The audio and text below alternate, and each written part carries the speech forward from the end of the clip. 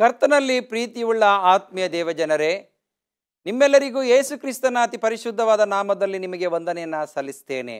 ಹಾಗಾದರೆ ಬನ್ನಿ, ಈ ದೈವಿಕ ಸಂದೇಶವನ್ನು ಕೇಳುವ ಮುನ್ನ ದೇವರು ನಿಮ್ಮ ಕೆಲಸ ಕಾರ್ಯಗಳನ್ನು, ನಿಮ್ಮ ಕುಟುಂಬವನ್ನು ವಿಶೇಷವಾಗಿ ಆಶೀರ್ವದಿಸಲಿ ಎಂಬುದಾಗಿ ಪ್ರಾರ್ಥನೆ ಮಾಡುತ್ತೇನೆ. ಪ್ರಾರ್ಥನೆ ಮಾಡೋಣ. ಸರ್ವಶಕ್ತನಾಗಿರುವ ನಮ್ಮ ತಂದೆಯಾದ ದೇವರೇ, ಈ ಒಂದು ವಿಶೇಷವಾದಂಥ ದಿನದಲ್ಲಿ, ಈ ಸಮಯದಲ್ಲಿ ವಾಕ್ಯವನ್ನು ಕೇಳುತ್ತಾ ಇರುವಂಥ ಎಲ್ಲ ನಿನ್ನ ಪ್ರಿಯ ವಿಶ್ವಾಸಿಗಳಿಗೋಸ್ಕರವಾಗಿ ನಾವು ಪ್ರಾರ್ಥನೆ ಮಾಡುತ್ತೇವೆ. ಎಷ್ಟೋ ಜನರು ದೂರವಾಣಿಯ ಮೂಲಕವಾಗಿ ನಮ್ಮ ಆರೋಗ್ಯಕ್ಕೋಸ್ಕರವಾಗಿ ಪ್ರಾರ್ಥನೆಯನ್ನು ಮಾಡಿರಿ, ನಮ್ಮ ಮಕ್ಕಳ ಮುಂದಿನ ಭವಿಷ್ಯಕ್ಕೋಸ್ಕರವಾಗಿ ಪ್ರಾರ್ಥನೆಯನ್ನು ಮಾಡಿರಿ, ಮಕ್ಕಳು ಬರೆಯುವಂಥ ಪರೀಕ್ಷೆಗಳಿಗೋಸ್ಕರವಾಗಿ ಪ್ರಾರ್ಥನೆ ಮಾಡಿರಿ. ನಮಗೆ ಅನೇಕ ಅನಾರೋಗ್ಯದ ಸಮಸ್ಯೆಗಳಿದೆ, ದಯಮಾಡಿ ನಮಗೋಸ್ಕರವಾಗಿ ಪ್ರಾರ್ಥನೆಯನ್ನು ಮಾಡಿರಿ ಎಂಬುದಾಗಿ ಎಷ್ಟೋ ಜನರು ಕಣ್ಣೀರಿನಿಂದ ಕೇಳಿಕೊಂಡಿದ್ದಾರೆ. ಯೇಸುವೇ, ಈ ಸಮಯದಲ್ಲಿ ಅವರ ಕಣ್ಣೀರಿನ ಪ್ರಾರ್ಥನೆಯನ್ನು ಕೇಳಿ ನೀನು ಅವರಿಗೆ ಬಿಡುಗಡೆಯನ್ನು ದಯಪಾಲಿಸಿಕೊಡಬೇಕೆಂದು, ವಾಕ್ಯವನ್ನು ಕೇಳುವಂಥ ಪ್ರತಿಯೊಬ್ಬರು ವಾಕ್ಯದ ಬೆಳಕಿನಲ್ಲಿ ಜೀವಿಸಲಿಕ್ಕೆ ಆಗುವಂತೆ ಕೃಪೆಯನ್ನು ದಯಪಾಲಿಸಿಕೊಡಬೇಕೆಂದು ತಂದೆ, ಮಗ, ಪವಿತ್ರಾತ್ಮನ ನಾಮದಲ್ಲಿ ಪ್ರಾರ್ಥಿಸಿ ಬೇಡಿ ಹೊಂದಿದ್ದೇವೆ ನಮ್ಮ ಜೀವವುಳ್ಳ ತಂದೆಯೇ, ಆಮೇನ್. ಪ್ರಿಯ ವೀಕ್ಷಕರೇ, ದೇವರ ಅತಿ ಪರಿಶುದ್ಧವಾದ ನಾಮಕ್ಕೆ ನಾನು ಸ್ತೋತ್ರವನ್ನು ಸಲ್ಲಿಸ್ತೇನೆ.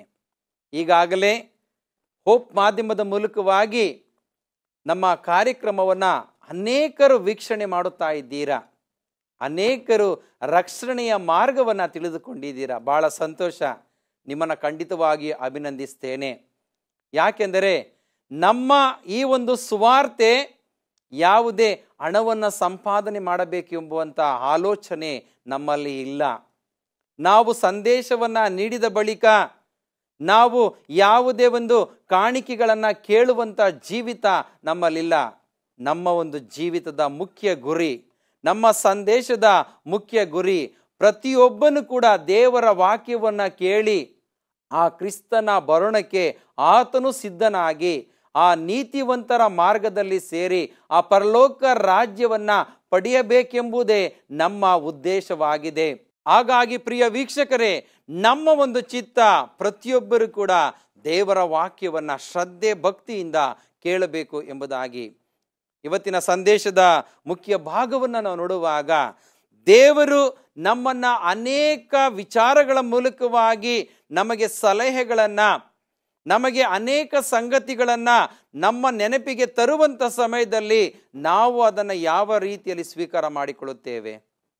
ಉದಾಹರಣೆಗೆ, ತಂದೆ ತಾಯಿಗಳು ಮಕ್ಕಳಿಗೆ ಹೇಳುವಂಥದ್ದು, ಮಗನೇ ನೀನು ಈ ಮಾರ್ಗದಲ್ಲಿ ಹೋಗಬೇಡ, ಮಗಳೇ ಈ ಒಂದು ಗುಣ ನಿನ್ನಲ್ಲಿ ಇರಬಾರದು ಎಂಬುದಾಗಿ ಅನೇಕ ಸಂಗತಿಗಳನ್ನು ಜ್ಞಾಪಕಕ್ಕೆ ತರುವಾಗ, ಮಕ್ಕಳು ಹಿರಿಯರ ಮಾತನ್ನು ಕೇಳುವಾಗ ಅವರ ಜೀವಿತದಲ್ಲಿ ಏನೋ ಒಂದು ಸಂತೋಷ ಅವರಲ್ಲಿರುತ್ತೆ.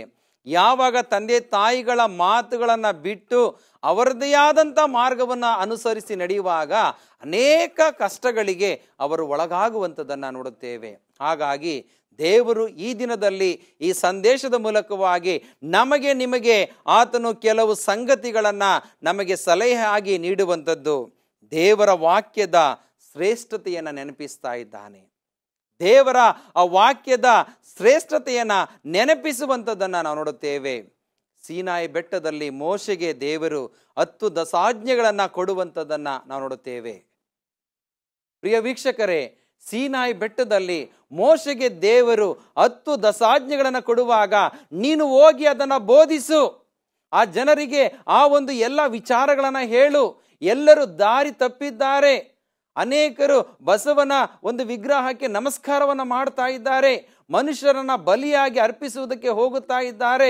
ನೀನು ಅವರಿಗೆ ವಾಕ್ಯದ ಮೂಲಕವಾಗಿ ಎಚ್ಚರಿಸು, ಈ ದಶಾಜ್ಞೆಗಳ ಮೂಲಕವಾಗಿ ಎಚ್ಚರಿಸು ಎಂಬುದಾಗಿ ಹೇಳುವಂಥದ್ದನ್ನು ನಾವು ನೋಡುತ್ತೇವೆ. ಇವತ್ತಿನ ಒಂದು ಸಂದೇಶವೇ ನಮ್ಮನ್ನ ವಾಕ್ಯದ ಮೂಲಕವಾಗಿ ಎಚ್ಚರಿಸುವಂಥದ್ದಾಗಿದೆ. ದೇವರ ವಾಕ್ಯದ ಶ್ರೇಷ್ಠತೆಯನ್ನು ಆತನು ನೆನಪಿಸುವವನಾಗಿದ್ದಾನೆ. ಇವತ್ತು ಮಕ್ಕಳ ಬಾಯಲ್ಲಿ ದೇವರ ವಾಕ್ಯ ಬರುತ್ತಾ ಇದೆಯಾ? ಧರ್ಮೋಪದೇಶಕ ಕಾಂಡದಲ್ಲಿ ಹೇಳ್ತದೆ, ನೀವು ನಿಮ್ಮ ಮಕ್ಕಳಿಗೆ ಅದನ್ನು ಬಾಯ್ಪಟವಾಗಿ ನೀವು ಕಲಿಸಿರಿ ಎಂಬುದಾಗಿ ಅಲ್ಲಿ ದೇವರ ವಾಕ್ಯ ಹೇಳುವಂಥದ್ದು. ಜ್ಞಾನೋಕ್ತಿ 3ನೇ ಅಧ್ಯಾಯದಲ್ಲಿ ಕಂದ ನನ್ನ ಉಪದೇಶವನ್ನ ಕೇಳು ಎಂಬುದಾಗಿ ಅಲ್ಲಿ ದೇವರ ವಾಕ್ಯ ಹೇಳುವಂಥದ್ದನ್ನು ನಾವು ನೋಡುತ್ತೇವೆ. ಮಕ್ಕಳು ಇವತ್ತಿನ ದಿನಗಳಲ್ಲಿ ಸಬ್ಬ ಶಾಲೆಗೆ ಹೋಗ್ತಾ ಇಲ್ಲ ಪ್ರಿಯರೇ, ದೇವರ ವಾಕ್ಯವನ್ನ ಬಾಯ್ಪಾಠವಾಗಿ ಹೇಳ್ತಾ ಇಲ್ಲ. ಅದೇ ಚಲನಚಿತ್ರ ಗೀತೆಗಳನ್ನು ಬಾಯ್ಪಾಠವಾಗಿ ಹೇಳುವಂಥದ್ದು, ಅಥವಾ ಹೊಲಸಾದಂಥ ಮಾತುಗಳನ್ನು ಉಚ್ಚರಿಸುವುದರ ಮೂಲಕವಾಗಿ ಒಬ್ಬರನ್ನ ಬೈಯುವಂಥದ್ದನ್ನು ನಾವು ನೋಡುತ್ತೇವೆ. ಹಾಗಾಗಿ ದೇವರು ಇವತ್ತು ನಮಗೆ ನಿಮಗೆ ತನ್ನ ವಾಕ್ಯದ ಶ್ರೇಷ್ಠತೆಯನ್ನು ನಮಗೆ ತಿಳಿಸಿಕೊಡುತ್ತಾ ಇರುವಂಥದ್ದನ್ನು ನಾವು ನೋಡುತ್ತೇವೆ. ಪ್ರಿಯ ದೇವ ಜನರೇ, ದೇವರ ವಾಕ್ಯದಲ್ಲಿ ದಾವೀದನು ಬರೆದ ಕೀರ್ತನೆ 119 ವಚನ ಈ ರೀತಿಯಾಗಿ ಬರೆಯಲ್ಪಟ್ಟಿದೆ: ಯೆಹೋವನೇ, ನಿನ್ನ ವಾಕ್ಯವು ಪರಲೋಕದಲ್ಲಿ ಶಾಶ್ವತವಾಗಿ ಸ್ಥಾಪಿಸಲ್ಪಟ್ಟಿದೆ. ಯೆಹೋವನೇ, ನಿನ್ನ ವಾಕ್ಯವು ಪರಲೋಕದಲ್ಲಿ ಶಾಶ್ವತವಾಗಿ ಸ್ಥಾಪಿಸಲ್ಪಟ್ಟಿದೆ. ಯಾಕೆಂದರೆ ಮತ್ತಾಯನು ಬರೆದಂಥ ಸುವಾರ್ತೆ 24ನೇ ಅಧ್ಯಾಯ 35ನೇ ವಚನ ನೋಡುತ್ತೇವೆ: ಭೂಮಿಯ ಕಾಶಗಳು ಅಳಿದು ಹೋಗಬಹುದು, ಆದರೆ ನನ್ನ ಮಾತುಗಳು ಅಳಿದು ಹೋಗುವುದೇ ಇಲ್ಲ ಎಂಬುದಾಗಿ. ಈ ಲೋಕದ ಸೃಷ್ಟಿ ನಶಿಸಿ ಹೋಗಬಹುದು ಪ್ರಿಯರೇ, ಸೂರ್ಯನು ಕತ್ತಲಾಗಬಹುದು, ನಕ್ಷತ್ರಗಳು ಉದುರಬಹುದು, ಚಂದ್ರನು ಕೂಡ ರಕ್ತಗತವಾಗುವನು, ಭೂಕಂಪಗಳಿಂದ ನಾವು ಕಟ್ಟಲ್ಪಟ್ಟಂತ ಮನೆಯೆಲ್ಲ ನೆಲಸಮವಾಗಬಹುದು ಪ್ರಿಯರೇ. ಎಲ್ಲ ಘಟನೆಗಳು ನಡೆದು ಹೋದ್ರೂ ಕೂಡ ದೇವರ ವಾಕ್ಯವು ಶಾಶ್ವತವಾಗಿ ಇರುತ್ತೆ ಎಂಬುದಾಗಿ ನಾವು ನೋಡುತ್ತೇವೆ. ಪ್ರಿಯ ವೀಕ್ಷಕರೇ, ಈ ವಾಕ್ಯದ ಮೂಲಕವಾಗಿ ಯೆಹೋವನೇ, ನಿನ್ನ ವಾಕ್ಯವು ಪರಲೋಕದಲ್ಲಿ ಶಾಶ್ವತವಾಗಿ ಸ್ಥಾಪಿಸಲ್ಪಟ್ಟಿದೆ. ನಿನ್ನ ಸತ್ಯತೆಯು ತಲತಲಾಂತರಕ್ಕೂ ಇರುವುದು. ನೀನು ಭೂಮಿಯನ್ನು ಸ್ಥಾಪಿಸಿರುತ್ತಿ, ಅದು ಕದಲುವುದಿಲ್ಲ. ನಿನ್ನ ವಿಧಿಗಳಿಗೆ ಅನುಸಾರವಾಗಿ ಅವು ಇಂದಿನವರೆಗೂ ಸ್ಥಿರವಾಗಿ ನಿಂತಿರುತ್ತವೆ. ಯಾಕೆಂದರೆ ಸರ್ವ ವಸ್ತುಗಳು ನಿನ್ನನ್ನು ಸೇವಿಸುತ್ತವೆ ಎಂಬುದಾಗಿ ನೋಡುತ್ತೇವೆ. ಸರ್ವ ವಸ್ತುಗಳು ದೇವರನ್ನ ಸೇವಿಸುತ್ತಾ ಇರುವಾಗ ಮಾನವರಾದ ನಮಗೆ ಯೇಸು ಕ್ರಿಸ್ತನು ಯೆಹೋವ ದೇವರು ತನ್ನ ಜೀವ ಶ್ವಾಸವನ್ನು ಕೊಡುವುದರ ಮೂಲಕವಾಗಿ ನಮ್ಮನ್ನು ಬದುಕಿಸುವಂತ ಒಂದು ಜೀವಿತಕ್ಕೆ ತೆಗೆದುಕೊಂಡು ಬಂದಿದ್ದಾನೆ. ಅಂತ ದೇವರಿಗೆ ನಾವು ವಾಕ್ಯವನ್ನು ಸರಿಯಾಗಿ ತಿಳಿದುಕೊಂಡು ಆ ವಾಕ್ಯದ ಶ್ರೇಷ್ಠತೆಯನ್ನು ಅರ್ಥ ಮಾಡಿಕೊಂಡು ನಾವು ಜೀವಿಸುವುದಾದರೆ ದೇವರ ಆಶೀರ್ವಾದ ನಮಗೆ ಸದಾಕಾಲ ಇರುವಂಥದ್ದಾಗಿದೆ. ಯಾಕೆಂದರೆ ದೇವರ ವಾಕ್ಯವನ್ನ ನಾವು ಯಾವಾಗಲೂ ಕೂಡ ಅದರ ಶ್ರೇಷ್ಠತೆಯನ್ನ ನಾವು ಅರ್ಥ ಮಾಡಿಕೊಳ್ಳಬೇಕು. ಪೌಲನು ತಿಮೋಥಿಯನಿಗೆ ಬರೆದಂತ 2ನೇ ಪತ್ರಿಕೆ 3ನೇ ಅಧ್ಯಾಯ 16ನೇ ವಚನವನ್ನು ನಾವು ನೋಡುವಾಗ ದೇವರ ವಾಕ್ಯದ ಶ್ರೇಷ್ಠತೆ ಹೇಗಿದೆ ಎಂಬುದಾಗಿ ನೋಡುವಾಗ, ದೈವ ಪ್ರೇರಿತವಾದ ಪ್ರತಿಯೊಂದು ಶಾಸ್ತ್ರವು ಉಪದೇಶಕ್ಕೂ, ಖಂಡನೆಗೂ, ತಿದ್ದುಪಾಟಿಗೂ, ನೀತಿ ಶಿಕ್ಷೆಗೂ ಉಪಯುಕ್ತವಾಗಿದೆ ಎಂಬುದಾಗಿ ನೋಡುತ್ತೇವೆ. ದೈವ ಪ್ರೇರಿತವಾದಂಥ ಒಂದೊಂದು ವಾಕ್ಯಗಳು ನೀತಿ ಶಿಕ್ಷೆಗೂ ಖಂಡನೆಗೂ ಅದು ಗುರಿಯಾಗಿದೆ ಎಂಬುದಾಗಿ ನಾವು ತಿಳಿದುಕೊಳ್ಳಬೇಕಾಗಿದೆ. ಪ್ರಿಯ ವೀಕ್ಷಕರೇ, ದೇವರ ವಾಕ್ಯದ ಶ್ರೇಷ್ಠತೆ ಒಬ್ಬ ಪಾಪಿಯನ್ನ ಬದಲಾಯಿಸುವಂಥದ್ದಾಗಿದೆ, ಒಬ್ಬ ಪಾಪಿಯನ್ನ ತಿದ್ದುವಂಥದ್ದಾಗಿದೆ, ಮತ್ತು ಒಬ್ಬ ಪಾಪದ ಜೀವಿತದಲ್ಲಿರುವಂಥ ಆತನನ್ನು ಖಂಡಿಸುವಂಥದ್ದಾಗಿದೆ, ಮತ್ತು ನೀತಿ ಶಿಕ್ಷೆಗೆ ಅದು ಉಪಯುಕ್ತವಾಗಿದೆ. ಆದುದರಿಂದ ದೇವರ ಮನುಷ್ಯನು ಪ್ರವೀಣನಾಗಿ ಸಕಲ ಸತ್ಕಾರ್ಯಕ್ಕೆ ಸನ್ನದ್ಧನಾಗುವನು ಎಂಬುದಾಗಿ ನಾವು ನೋಡುತ್ತೇವೆ. ಒಬ್ಬ ಪಾಪಿಯನ್ನ ಮಾನಸಾಂತರ ಪಡಿಸಿ ಅವನನ್ನ ವಾಕ್ಯದ ಬೆಳಕಿನಲ್ಲಿ ನಡೆಸುವಂಥದ್ದನ್ನು ನಾವು ನೋಡುತ್ತೇವೆ. ಯಾಕೆಂದರೆ ದಾವೀದನು ತನ್ನ ಕೀರ್ತನೆ 119 105ನೇ ವಚನದಲ್ಲಿ ಹೇಳುವಂಥದ್ದು, ದೇವರ ವಾಕ್ಯವು ನಿಮ್ಮ ಕಾಲಿಗೆ ದೀಪವು ದಾರಿಗೆ ಬೆಳಕು ಆಗಿದೆ ಎಂಬುದಾಗಿ ನೋಡುತ್ತೇವೆ. ಆ ದೇವರ ವಾಕ್ಯದ ಆ ಶ್ರೇಷ್ಠತೆಯನ್ನು ನಾವು ತಿಳಿದುಕೊಂಡಾಗ ನಮ್ಮ ಮಾರ್ಗಕ್ಕೆ ಆತನು ಬೆಳಕಾಗಿದ್ದುಕೊಂಡು ನಮ್ಮ ಜೀವಿತವನ್ನು ಆತನು ತನ್ನ ಚಿತ್ತಕ್ಕೆ ಅನುಗುಣವಾಗಿ ನಮ್ಮನ್ನು ನಡೆಸುವುದಕ್ಕೆ ಶಕ್ತನಾಗಿದ್ದಾನೆ. ವಾಕ್ಯದ ಶ್ರೇಷ್ಠತೆ ಎಷ್ಟು ಮಹತ್ತರವಾಗಿದೆ. ಇವತ್ತು ಸತ್ಯವೇದವನ್ನು ನಾವೇನು ಮಾಡ್ತಾ ಇದ್ದೇವೆ, ಅದನ್ನು ನೆಗ್ಲೆಕ್ಟ್ ಮಾಡ್ತಾ ಇದ್ದೇವೆ. ನಾವು ಸತ್ಯವೇದವನ್ನ ಸರಿಯಾಗಿ ತಿಳಿದುಕೊಳ್ತಾ ಇಲ್ಲ ಪ್ರಿಯರೇ, ಸತ್ಯವೇದವನ್ನ ಓದುತ್ತಾ ಇಲ್ಲ. ಒಂದು ವೇಳೆ ಕುಟುಂಬದ ಪ್ರಾರ್ಥನೆಯನ್ನು ಮಾಡುವಾಗ, ಒಂದು ವೇಳೆ ಈಗಿನ ಕಾಲದಲ್ಲಿ ಟಿವಿಯಲ್ಲಿ ಬರುವಂಥ ಧಾರಾವಾಹಿಗಳೇ ಮನುಷ್ಯರಿಗೆ ಶ್ರೇಷ್ಠವಾಗಿದೆ. ಆ ಧಾರಾವಾಹಿಯಲ್ಲಿ ಬರುವಂಥ ಕೆಲವು ಮಾತುಗಳೇ ಅವರಿಗೆ ಶ್ರೇಷ್ಠವಾಗಿದೆ. ಅವರನ್ನ ಹಾಸ್ಯ ಮಾಡುವಂಥ ಮಾತುಗಳೇ ಅವರ ಕುಟುಂಬದ ಜೀವನಕ್ಕೆ, ಅವರ ಒಂದು ಮಾರ್ಗಕ್ಕೆ ಅದು ಮಾದರಿಯಾಗಿದೆ ಎಂಬುದಾಗಿ ಕೆಲವರು ತಿಳಿದುಕೊಂಡಿದ್ದಾರೆ. ಅಂಥ ಸಮಯದಲ್ಲಿ ಒಂದು ಕುಟುಂಬದ ಪ್ರಾರ್ಥನೆ ಬಂದಾಗ ತಂದೆ ತಾಯಿಗಳು ಮಕ್ಕಳಿಗೆ ಹೇಳುವಂಥದ್ದು, ನೀವು 117ನೇ ಕೀರ್ತನೆಯನ್ನು ಓದ್ರಿ.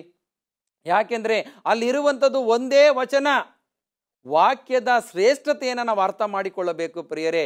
ಕುಟುಂಬದ ಪ್ರಾರ್ಥನೆಗೆ ಆದ್ಯತೆಯನ್ನು ನೀಡಬೇಕು. ದೇವರ ವಾಕ್ಯವನ್ನ ಓದುವುದಕ್ಕೆ ನಾವು ಹೆಚ್ಚಿನ ಆಸಕ್ತಿಯನ್ನು ತೋರಿಸಬೇಕು. ಸಭೆಗಳಿಗೆ ಹೋಗುವಾಗ ನಾವು ಸತ್ಯವೇದವನ್ನ ಹಿಡಿದುಕೊಂಡು ಹೋಗಬೇಕು ಪ್ರಿಯರೇ. ದೇವರ ವಾಕ್ಯದ ಶ್ರೇಷ್ಠತೆಯ ಮೂಲಕವಾಗಿ ದೇವರು ನಮ್ಮನ್ನು ನೆನಪಿಸುವಂಥ ಸಮಯದಲ್ಲಿ ನಮ್ಮ ಒಂದು ಜ್ಞಾಪಕ, ನಮ್ಮ ಒಂದು ನೆನಪಿನ ಶಕ್ತಿ ಎಲ್ಲಿ ಹೋಗ್ತಾ ಇದೆ? ಬೇಡದ ವಿಚಾರಗಳಿಗೆ ನಾವು ಅದನ್ನು ಹೋಗುವುದಕ್ಕೆ ಆಸ್ಪದ ಮಾಡಿಕೊಡಬಾರದು ಪ್ರಿಯರೇ. ದೇವರ ವಾಕ್ಯಕ್ಕೆ ವಿಧೇಯರಾಗಿ ನಾವು ಜೀವಿಸಬೇಕೆಂಬುದಾಗಿ ದೇವರ ವಾಕ್ಯ ನಮ್ಮನ್ನು ಎಚ್ಚರಿಸುವಂಥದ್ದನ್ನು ನೋಡುತ್ತೇವೆ. ಪ್ರಿಯ ದೇವಜನರೇ, ದೇವರ ಮಕ್ಕಳಾಗಿ ನಾವು ಜೀವಿಸುವಾಗ ನಾವು ದೈವ ಪ್ರೇರಿತವಾದಂಥ ಮಾತುಗಳು, ದೇವರ ಮಾತುಗಳು ನಮ್ಮನ್ನು ಬದಲಾಯಿಸುವಂಥದ್ದು ಆಗಿದೆ. ಮೂರನೇದಾಗಿ, ದೇವರ ವಾಕ್ಯವು ಸಜೀವವಾಗಿದೆ ಎಂಬುದಾಗಿ ನಾವು ದೇವರ ವಾಕ್ಯದಲ್ಲಿ ನಾವು ನೋಡುತ್ತೇವೆ. ಯಾಕೆಂದರೆ ಪೌಲನು ಇಬ್ರಿಯರಿಗೆ ಬರೆದಂಥ ಪತ್ರಿಕೆ 4ನೇ ಅಧ್ಯಾಯ 12ನೇ ವಚನ, ಯಾಕೆಂದರೆ ದೇವರ ವಾಕ್ಯವು ಸಜೀವವಾದದ್ದು. ದೇವರ ವಾಕ್ಯ ನಿರ್ಜೀವ ಅಲ್ಲ ಪ್ರಿಯರೇ, ಸಜೀವವಾದದ್ದು. ಅದು ಜೀವವುಳ್ಳದ್ದು. ಒಬ್ಬ ಪಾಪಿಯನ್ನ ಮಾನಸಾಂತರ ಪಡಿಸುವಂಥದ್ದಾಗಿದೆ. ಒಬ್ಬನು ದುಃಖದಲ್ಲಿರುವಾಗ ಆದರಣೆಯನ್ನು ನೀಡುವಂಥದ್ದಾಗಿದೆ. ಒಬ್ಬನು ಕಷ್ಟದಲ್ಲಿರುವಾಗ ಅವನಿಗೆ ಬಿಡುಗಡೆಯನ್ನು ಕೊಡುವಂಥದ್ದಾಗಿದೆ. ಒಬ್ಬನು ಅನಾರೋಗ್ಯ ಪೀಡಿತನಾಗಿ ಇರುವಾಗ ವಾಕ್ಯದ ಮೂಲಕವಾಗಿ ಅವನನ್ನು ಬಲಪಡಿಸುವಂಥದ್ದು ಕೂಡ ಆಗಿದೆ. ದೇವರ ವಾಕ್ಯವು ಸಜೀವವಾದದ್ದು, ಕಾರ್ಯ ಸಾಧಕವಾದದ್ದು. ಸಮಯಕ್ಕೆ ತಕ್ಕಂತೆ ಮನುಷ್ಯರನ್ನ ಎಚ್ಚರಿಸುವಂಥದ್ದಾಗಿದೆ. ಸಮಯಕ್ಕೆ ತಕ್ಕಂತೆ ಅವನನ್ನು ತಿದ್ದುವಂಥದ್ದಾಗಿದೆ. ಹಾಗಾಗಿ ದೇವರ ವಾಕ್ಯದಲ್ಲಿ ನಾವು ಜ್ಞಾನೋಕ್ತಿ 6ನೇ ಅಧ್ಯಾಯ 23-24ನೇ ವಚನ, ಆಜ್ಞೆಯೇ ದೀಪ, ಉಪದೇಶವೇ ಬೆಳಕು, ಶಿಕ್ಷಣ ಪೂರ್ವಕವಾದ ಬೋಧನೆಯೇ ಜೀವನದ ಮಾರ್ಗ ಎಂಬುದಾಗಿ ನಾವು ನೋಡುತ್ತೇವೆ. ಇವತ್ತು ಆಜ್ಞೆ ದೀಪವಾಗಿದೆ. ಇವತ್ತು ಶಿಕ್ಷಣ ಪೂರ್ವಕವಾದ ಬೋಧನೆಯೇ ಮನುಷ್ಯನ ಜೀವನದ ಒಂದು ಮಾರ್ಗಕ್ಕೆ ಅದು ಮುಂದೆ ಹೋಗುವಂಥದ್ದಾಗಿದೆ. ಪ್ರಿಯ ದೇವ ಜನರೇ, ದೇವರ ಮಕ್ಕಳಾಗಿ ಈ ಸಂದೇಶವನ್ನ ನಾವು ತಿಳಿದುಕೊಳ್ಳುವಂಥ ಸಮಯದಲ್ಲಿ ದೇವರ ವಾಕ್ಯಕ್ಕೆ ಎಷ್ಟು ಮಹತ್ತರ ಇದೆ. ದೇವರ ವಾಕ್ಯದ ಶ್ರೇಷ್ಠತೆಯನ್ನ ನಾವು ತಿಳಿದುಕೊಳ್ಬೇಕಾಗಿದೆ. ಅದು ಸಜೀವವಾದದ್ದು, ಅದು ಕಾರ್ಯಸಾಧಕವಾದದ್ದು, ಯಾವ ಇಬ್ಬಾಯಿ ಕತ್ತಿಗಿಂತಲೂ ಹದವಾದದ್ದು. ಇಬ್ಬಾಯಿ ಕತ್ತಿಗಿಂತಲೂ ಹದವಾದದ್ದು. ಇಬ್ಬಾಯಿ ಕತ್ತಿ ಎಂಬುದಾಗಿ ನೋಡುವಾಗ ಒಬ್ಬ ಯುದ್ಧ ವೀರನ ಕೈಯಲ್ಲಿ 2 ಕಡೆ ಕೂಡ ಹರಿತವಾಗಿರುವಂಥದ್ದೇ ಇಬ್ಬಾದ ಕತ್ತಿ. ಆ ಒಂದು ಸೈನ್ಯದಲ್ಲಿ ಆ ಒಂದು ಇಬ್ಬಾಯಿ ಕತ್ತಿಯನ್ನು ಹಿಡಿದುಕೊಂಡು ಆತನಿಗೆ ಯಾವುದೇ ಶೋಧನೆಗಳು ಬರುವಾಗ ಶತ್ರುಗಳಿಂದ ತಪ್ಪಿಸಿಕೊಳ್ಳುವುದಕ್ಕೆ ಆ ಒಂದು ಇಬ್ಬಾಯಿ ಕತ್ತಿ ಬಹಳ ಸಾಧನವಾಗಿದೆ. ಅದೇ ರೀತಿಯಲ್ಲಿ ಸೈತಾನ್ನಿಂದ ಬರುವಂತಹ ಶೋಧನೆಗಳಿಂದ ನಾವು ತಪ್ಪಿಸಿಕೊಳ್ಳಬೇಕಾದರೆ ದೇವರ ವಾಕ್ಯವು ಇಬ್ಬಾಯಿ ಕತ್ತಿಗಿಂತಲೂ ಹದವಾಗಿದೆ ಎಂಬುದಾಗಿ ನಾವು ನೋಡುತ್ತೇವೆ. ಅಂತ ದೇವರ ವಾಕ್ಯ ನಮ್ಮನ್ನ ಎಲ್ಲಾ ಶತ್ರುಗಳಿಂದ ಬಿಡಿಸುವಂಥದ್ದಾಗಿದೆ, ಸೈತಾನನ ಶೋಧನೆಗಳಿಂದ ಬಿಡಿಸುವಂಥದ್ದಾಗಿದೆ. ಇಂಥ ವಾಕ್ಯದ ಶ್ರೇಷ್ಠತೆಯ ಬಗ್ಗೆ ನಾವು ಯಾಕೆ ಅರ್ಥ ಮಾಡಿಕೊಳ್ತಾ ಇಲ್ಲ? ಯಾಕೆ ನಾವು ವಿಫಲರಾಗ್ತಾ ಇದ್ದೇವೆ? ನಾವು ಪ್ರತಿಯೊಂದು ವಿಚಾರಗಳಲ್ಲಿ ಯೋಚನೆಯನ್ನ ಮಾಡಬೇಕಾಗಿದೆ. ಪ್ರಿಯ ಆತ್ಮೀಯ ನನ್ನ ದೇವ ಜನರೇ, ದೇವರ ವಾಕ್ಯದ ಮಹತ್ತರವನ್ನ, ದೇವರ ವಾಕ್ಯದ ಮಹತ್ವವನ್ನ ನಾವು ಅರಿತುಕೊಳ್ಳಬೇಕಾಗಿದೆ. ಹಾಗಾಗಿ ಸಜೀವವಾದದ್ದು, ಹೃದಯದ ಆಲೋಚನೆಗಳನ್ನ, ಉದ್ದೇಶಗಳನ್ನ ವಿವೇಚಿಸುವಂಥದ್ದು ಆಗಿದೆ. ನೋಡಿ, ಹೃದಯದ ಆಲೋಚನೆಗಳನ್ನ, ವಿವೇಚನೆಗಳನ್ನ ಆಲೋಚಿಸುವಂಥದ್ದಾಗಿದೆ. ಒಂದು ವೇಳೆ ನಮ್ಮ ಹೃದಯದಲ್ಲಿ ದುಃಖ ಇದ್ದಾಗ ವಾಕ್ಯ ನಮ್ಮನ್ನ ಬಲಪಡಿಸ್ತದೆ. ವಾಕ್ಯವನ್ನ ಒಂದು ವೇಳೆ ನಾವು ಕೋಪದಲ್ಲಿದ್ದಾಗ ಒಂದು ವಾಕ್ಯವನ್ನು ತೆಗೆದು ಓದಿದ ತಕ್ಷಣ ಆ ಕೋಪ ಶಮನವಾಗುವಂಥದ್ದನ್ನು ನೋಡುತ್ತೇವೆ. ಯಾಕೆಂದರೆ ವಾಕ್ಯಕ್ಕೆ ಶ್ರೇಷ್ಠತೆ ಇದೆ ಪ್ರಿಯರೇ. ಅದು ಕಾರ್ಯ ಸಾಧಕವಾಗಿದೆ, ಅದು ಲೋಪವಿಲ್ಲದು ಎಂಬುದಾಗಿ ನಾವು ನೋಡುತ್ತೇವೆ ಪ್ರಿಯರೇ. ಕೀರ್ತನೆ 19ನೇ ಅಧ್ಯಾಯ 7ನೇ ವಚನವನ್ನು ಓದುವುದಾದರೆ ಅಲ್ಲಿ ದೇವರ ವಾಕ್ಯ ಹೇಳುವಂಥದ್ದು, ಯೆಹೋವನ ಭಯ ಪರಿಶುದ್ಧವಾಗಿದೆ, ಅದು ಶಾಶ್ವತವಾದದ್ದೇ. ಯೆಹೋವನ ವಿಧಿಗಳು ಯಥಾರ್ಥವಾದವುಗಳು, ಅವು ಕೇವಲ ನ್ಯಾಯವಾಗಿದೆ ಎಂಬುದಾಗಿ ನೋಡುತ್ತೇವೆ. ಯೆಹೋವನ ಭಯ ಪರಿಶುದ್ಧವಾಗಿದೆ.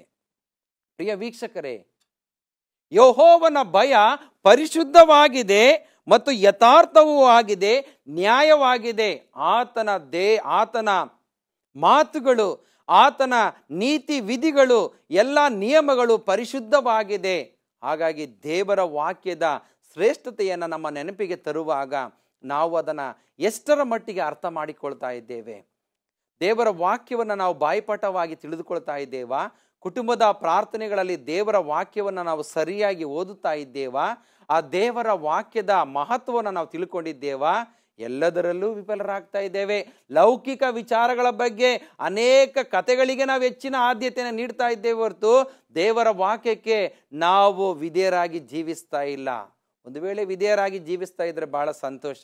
ನಾನು ಇಲ್ಲಿ ಯಾರನ್ನು ಕೂಡ ಖಂಡಿಸ್ತಾ ಇಲ್ಲ, ಯಾವ ಒಂದು ಸಭೆಯನ್ನ ನಾನು ಖಂಡಿಸ್ತಾ ಇಲ್ಲ ಪ್ರಿಯರೇ. ದೇವರ ವಾಕ್ಯ ಏನನ್ನ ಹೇಳುತ್ತೆ ಅದನ್ನೇ ನಾನು ಎಚ್ಚರಿಕೆ ಮೂಲಕವಾಗಿ ನೀವು ಜ್ಞಾಪಿಸಿಕೊಳ್ಳಿ ಎಂಬುದಾಗಿ ನಾನು ಹೇಳ್ತಾ ಇದ್ದೇನೆ. ಪ್ರಿಯ ದೇವ ಜನರೇ, ದೇವರ ಮಕ್ಕಳಾಗಿ ನಾವು ಜೀವಿಸುವಾಗ ಅದು ಪವಿತ್ರವಾದದ್ದು ಎಂಬುದಾಗಿ ನಾವು ನೋಡುತ್ತೇವೆ. ನೋಡಿ, ಯೆಹೋವನ ಕೀರ್ತನೆ 19:8 ಯೆಹೋವನ ನಿಯಮಗಳು ನೀತಿ ಉಳ್ಳವುಗಳಾಗಿವೆ, ಮನಸ್ಸನ್ನು ಹರ್ಷಗೊಳಿಸುತ್ತದೆ. ಯೆಹೋವನ ನಿಯಮಗಳು ನೀತಿ ಉಳ್ಳವುಗಳಾಗಿವೆ, ಮನಸ್ಸನ್ನು ಹರ್ಷಪಡಿಸುತ್ತದೆ. ದೇವರ ವಾಕ್ಯವನ್ನ ಓದುವಾಗ ಮನಸ್ಸು ಹರ್ಷವಾಗುತ್ತೆ ಎಂಬುದಾಗಿ ನೋಡುತ್ತೇವೆ. ಹರ್ಷ ಹೃದಯಕ್ಕೆ ಎಲ್ಲದಕ್ಕೂ ಒಳ್ಳೆಯ ಔಷಧ ಎಂಬುದಾಗಿ ನಾವು ನೋಡುತ್ತೇವೆ ಪ್ರಿಯರೇ. ದೇವರ ವಾಕ್ಯ ನಮ್ಮನ್ನ ಹರ್ಷಭರಿತರನ್ನಾಗಿ ಮಾಡುವಂಥದ್ದನ್ನ ನಾವು ನೋಡುತ್ತೇವೆ. ಎಷ್ಟೋ ಸಮಯದಲ್ಲಿ ಯೇಸು ಕ್ರಿಸ್ತನು ಹೇಳಿದಂಥ ಒಂದೇ ಒಂದು ಮಾತಿನ ಮೂಲಕವಾಗಿ ಎಷ್ಟೋ ರೋಗಿಗಳ ಜೀವಿತದಲ್ಲಿ ಹರ್ಷ ಹೃದಯ ಬಂತು ಎಂಬುದಾಗಿ ನೋಡುತ್ತೇವೆ. ಅವರ ಮುಖದಲ್ಲಿ ಮಂದಹಾಸ ಇತ್ತು ಎಂಬುದಾಗಿ ನಾವು ನೋಡುತ್ತೇವೆ. ಇವತ್ತು ದೇವರ ವಾಕ್ಯದ ಮೂಲಕವಾಗಿ ನಿಮಗೆ ಬಿಡುಗಡೆ ಉಂಟು ಪ್ರಿಯರೇ. ದೇವರ ವಾಕ್ಯದ ಮೂಲಕವಾಗಿ ಅನೇಕ ಅದ್ಭುತಗಳು ನಡೆಯುವಂಥದ್ದಾಗಿದೆ. ಪ್ರಿಯ ವೀಕ್ಷಕರೇ, ದೇವರ ಮಕ್ಕಳಾಗಿರುವಂಥ ನಮ್ಮ ಜೀವಿತದಲ್ಲಿ ದೇವರ ವಾಕ್ಯದ ಮಹತ್ವವನ್ನು ಅರ್ಥ ಮಾಡಿಕೊಳ್ಳಬೇಕಾಗಿದೆ.